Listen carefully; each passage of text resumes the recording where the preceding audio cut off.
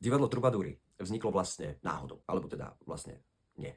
Od roku 2007, kedy som ako mladý stredoškolák začal s divadlom, som hrával v Bojniciach na festivaloch duchov a strašidiel a festivaloch rozprávok na Bojnickom zámku. No a vždy ma fascinovali sokoliari Aquila, ktorí pozývali turistov na svoje vystúpenia. Vždy stáli pred bývalou zámockou reštauráciou a pozývali už o pol hodinu 20 metrov za touto budovou. Tak som sa rozhodol, že pôjdem za nimi a skúsim sa ich opýtať, že či by som sa k nim nemohol pridať. Som začal s nimi robiť aj teraz sokoliarské vystúpenia a plus sme hrávali takú scénku vtipnú Dereško, pre mnohých legendárne, lebo to hral hádam každý. A mali tam taký kúsok na tom sokoliarskom amfiteátri, taký maličký. Skúsim sa Joža opýtať, Tomika, ktorý je teda šéf sokoliarov. No a tak sa tam postavil taký malý amfiteáter rozprávkový.